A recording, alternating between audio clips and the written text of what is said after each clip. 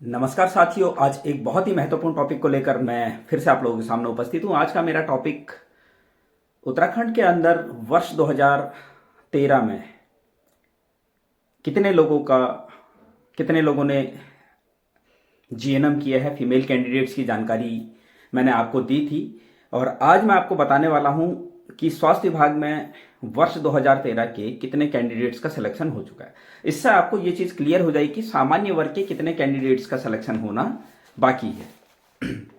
तो साथियों, आपने मेरा पिछला वीडियो देखा होगा जिसमें मैंने बताया था वर्ष 2013 में कितने लोगों ने जीएनएम किया है, डिप्लोमा लिया है। और ये महिला कैंडिडेट्स की मैंने बात की थी। और आज क्योंकि मुझे लगातार ये कॉल आ रही थी कि आपने जो जानकारी दी है उसमें आप ये भी बताएं कि कितने लोगों का सिलेक्शन हो चुका है, कैटेगरी वाइज उसकी थोड़ी जानकारी दें।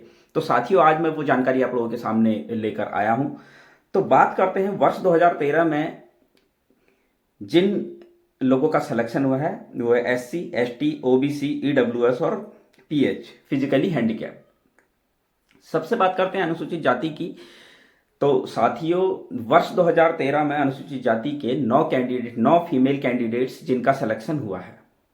वर्ष 2012 में जीएनएम की हुई 9 लड़कियां थी जिनका सिलेक्शन हो चुका है स्वास्थ्य विभाग में। अब अनुसूचित जाति की कोई महिला कैंडिडेट डिप्लोमा वाली 2013 की नहीं है। अब बात करते हैं एसटी की कैंडिडेट्स की। तो एसटी के 4 कैंडिडेट्स का सिलेक्शन वर्ष 2013 के जो कैंडिडेट्स हैं जिन्होंने वर्ष 2013 में जीएनएम किया था उनका सिलेक्शन हो चुका है। और एसटी के भी कोई कैंडिडेट वर्ष 2013 का अभी कंपटीशन में नहीं है। अब बात करते हैं ओबीसी के।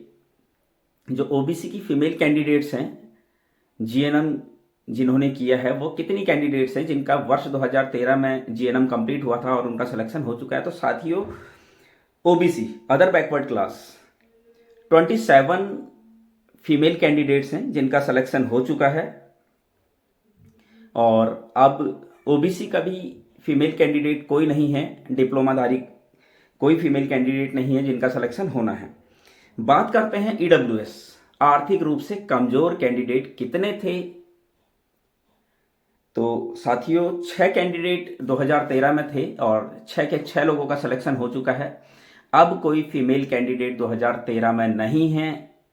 अगर कोई होता है तो उसके ऊपर कार्रवाई भी होगी कि आपने कैसे बनाया, क्योंकि अब जाहिर सी बात है, पहले आपने बनाया नहीं था, क्यों नहीं बनाया था, अब आपने कैसे बनाया। तो अब तो स्पेशली ऐसे कैंडिडेट्स की बहुत बारीकी से जांच होगी और होनी भी चाहिए, क्योंकि पहले आपने बनाया नहीं था, अब आप बना रहे हैं तो किस बिहाफ पर बना रहे हैं, इसकी बहुत गहराई से जांच होनी चाहिए। और अगर कोई गलत पाया जाता है तो ऐसे लोगों के ऊपर सख्त से सख्त कार्रवाई भी होनी चाहिए।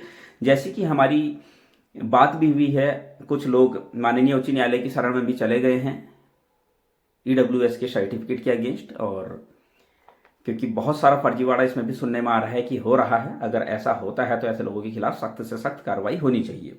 बात करते हैं पीएच की, फिजिकली हैंडीकैप्ड की। तो 2013 में एक फीमेल कैंडिडेट डिप्लोमाधारी पीएच थी जिनका सिलेक्शन हो चुका है।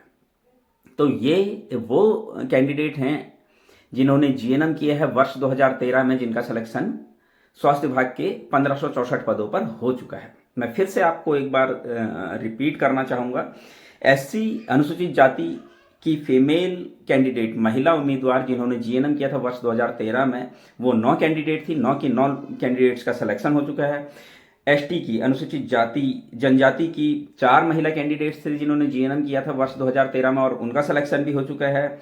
ओबीसी अदर बैकवर्ड क्लास अन्य पिछड़ा वर्ग की 27 महिला कैंडिडेट जिन्होंने जीएनएम किया था वर्ष 2013 में, इनका सिलेक्शन भी हो चुका है।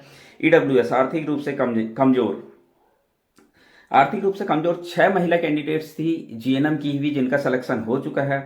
फिजिकली हैंडीकैप्ड 1 महिला कैंडिडेट थी, इनका भी सिलेक्शन हो चुका है। तो साथियों, आपने जिस तरीके से मेरा पुराना वीडियो देखा था जिसमें मैंने पूरी जानकारी दी थी कि कितने लोगों ने जो है वर्ष 2013 में जीएनएम किया, महिला कैंडिडेट्स की मैंने वो पूरी जानकारी दी थी।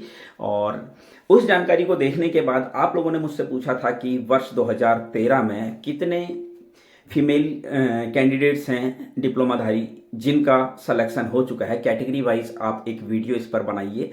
इसीलिए लगातार मुझे कॉल आ रही थी और मुझे लगा कि वीडियो बनाना चाहिए। तो साथियों, ये जानकारी मैं आप लोगों के लिए लेके आया हूँ और आगे भी मैं इसी तरह की जानकारी आप लोगों को देता रहूँगा। आप लोग बस बताते रहिए कि आपको कौन सी जानकारी चाहिए, कौन सी जानकारी आप ज़्यादा प्रेफर करते हैं।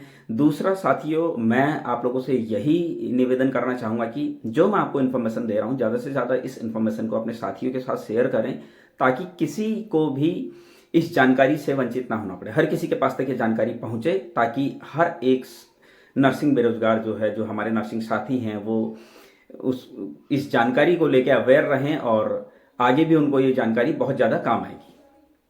धन्यवाद।